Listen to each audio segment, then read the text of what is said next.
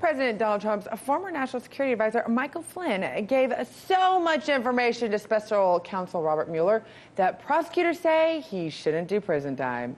A court filing on Tuesday called Flynn's cooperation substantial.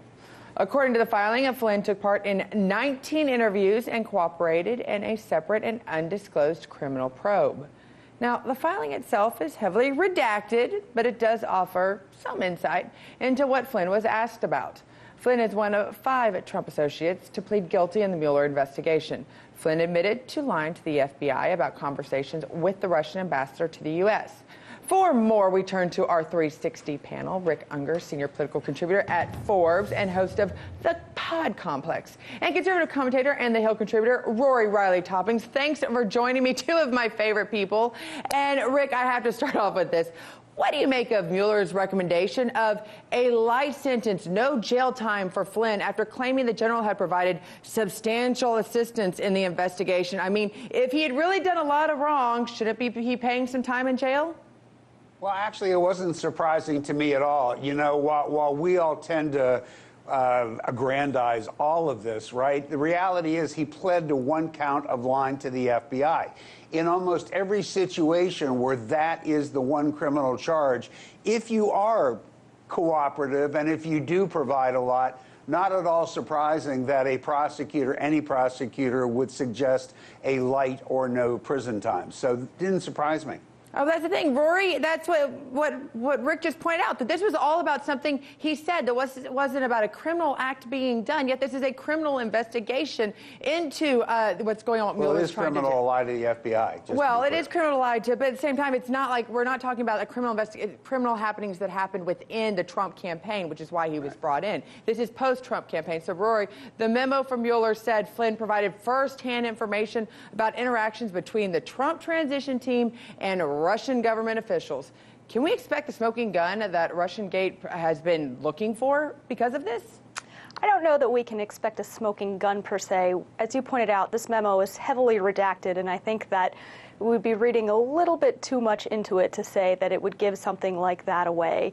With regard to your earlier point about is this the appropriate punishment? In the legal industry, we have a saying, let the punishment fit the crime. And I think people are forgetting that early on, both James Comey and Andrew McCabe, when they were still part of the FBI, noted that they did not think that Flynn was lying. And even though he pleaded guilty to that, the early statements around what he had said was that he had downplayed his role, not that he outright lied about it. And we don't want to argue semantics per se, but I do think that it highlights that Flynn's role is perhaps not as hyped up as some who are really hoping for that smoking gun would like it to be. Well, that's a good point that you brought out. And once again, we're talking about things that happened after the campaign, after Trump was already elected, after he was even sworn in to a certain extent, that the criminal prosecution for lying to the FBI is coming back on. So, Rory, going forward from this, you know, the fact that he didn't do anything wrong actually during the campaign, if he would have, would you not see a stronger conviction? Would you not see a stronger prosecution, a stronger accusation? At the very least, charges? Well, I think that Mueller sent a clear message about cooperation.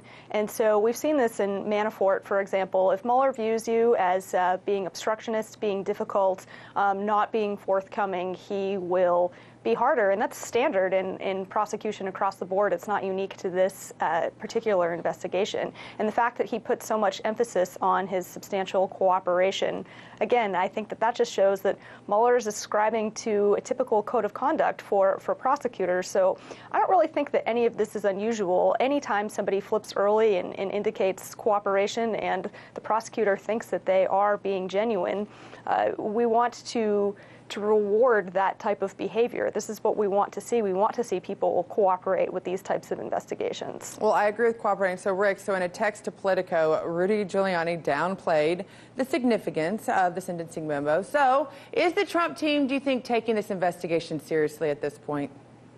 Well, yeah, and one clarification, Scottie, that I think is important. The fact that he wasn't charged with doing anything criminal during the campaign period doesn't mean he didn't. I'm not suggesting that he did, but you can't assume it. Why wouldn't you charge him?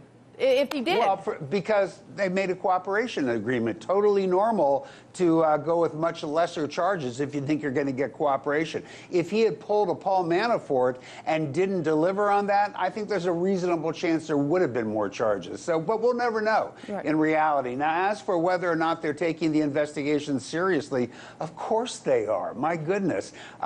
Do you still read what Rudy Giuliani writes? I stopped a long time ago. It's always so silly.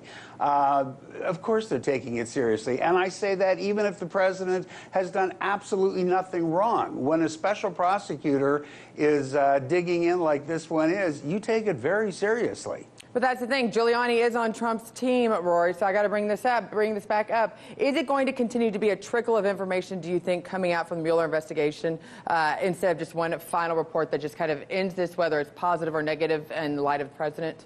Well, I think it's going to be a little bit of both. I think that there will be a final report, but I think that we will see information continue to trickle out before then. That's consistent with what we've seen over the course of the entire year. We get bits and pieces along the way, and I think that we'll continue to see that, but at some point we will see a conclusion and a wrap-up of that. But I also think it's important to note, when you referenced what Giuliani said earlier, regardless of how you feel about Giuliani's involvement in Trump's team now, I think it's important to remember, I worked in a prosecutor's office in New York City when Giuliani was mayor. He knows prosecution, he knows how these types of investigations work, and I think his insights into what's going on and his ability to provide advice to Trump and his team, there's some value in that, and that shouldn't be overlooked. Well, Rory and Rick, I value both of you and your opinions on the show. Thanks for coming on. Thank you. Sure. Hey YouTube, thanks for checking out our channel. We hope you enjoyed the video. We have tons of content for you just like this. For more of RT America's one-of-a-kind news and analysis, be sure to subscribe and never stop questioning more.